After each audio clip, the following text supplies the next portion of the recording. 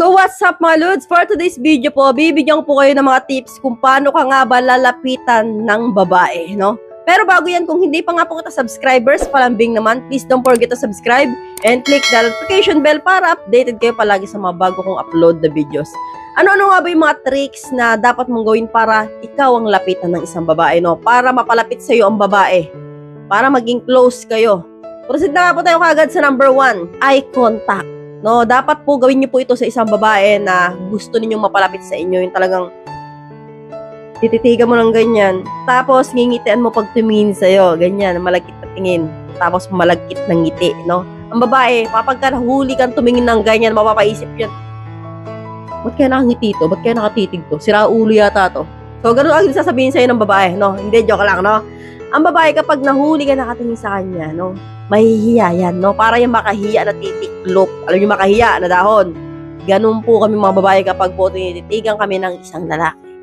Kahit po hindi po namin kursunada ang isang lalaki, kapag po ganun tumingin ang lalaki sa amin, malagkit, no? Kinikilig po kami dyan, no? Sa kaibuturan namin ng aming petsay, ng aming singit. So, kapag po lagi nyo pong ginagawa yun sa babae, mai-inlove sa iyo ang isang babae. At isang araw magtatanong sa iyo yan, hoy, ba't lagi sa'yo natingin? Nahiya ako, tuloy ako sa'yo, naiilang ako. So, doon ka na po magkakaroon ng pagkakataon na magkausap kayo. Proceed na nga po tayo kagad sa number 2, pagiging joker, no? Dapat po dito, no, kalug ka. So, ikaw yung tipo ng lalaki na palabiro, mahilig ka mag-jokes, yung mahilig kang, alam mo na, no, magpasaya ng babae.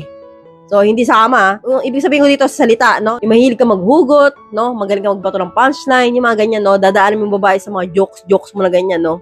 Alam mo, ang ganda mo pala pag tumama ang iyong mata. Mga ganon, no? Tapos ang babae, Lods, no? Kapag po ang isang lalaki mahilig mag-jokes, kalog, no? Mas naiinlove po kami sa ganyan lalaki.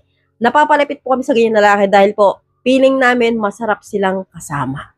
No? Proceed na po tayo kagad sa number 3. No? Invitation, no? Sasabihin mo sa kanya, pwede ba kitang mayaya na kumain sa labas? Kahit magmerienda, kahit tusok-tusok lang yan, no? Kahit kwek-kwek lang. Kahit soft drinks lang, no? Pwede ba kitang makasama kahit saglit lang? Yung mga tipong ganyan, no? Kailangan mo siyang imbitahan. Kasi po, kapag po ang babae, iniimbitahan mo ng ganyan, mapapalapit po yung loob niya sa'yo, no? Magiging komportable siya sa'yong kasama ka. So, mapapalapit siya sa'yo. At kapag napalapit na siya sa'yo, ikaw na mismo ang lalapitan niya. Proceed na po tayo kagad sa number 4, body language. So, kapag ka nagawa mo na yung pangatlong tips na yan, no? Ang next na gagawin nyo na, Lods, ay medyo dikit-dikit mo na yung mga siko mo sa siko niya, yung mga ganyan, no? Ganyan, pag magkaupo kayo, dikit mo ng ganyan. And then, next, patong mo na yung siko mo sa braso niya. And then, next, patong mo na yung kamay mo sa balikat niya. Yung mga ganyan, no? Kailangan mong paramdam na gusto mo siya in body language, no? Kahit hindi mo sabihin. Kailangan, maparamdam mo sa kanya na, ay, gusto kita, type kita. No? Ang babae, Lods, madali yan makapick up na gusto kami ng isang lalaki, no? Hindi naman po kami manhid, no? Alam na alam po namin ang isang lalaki may gusto sa amin.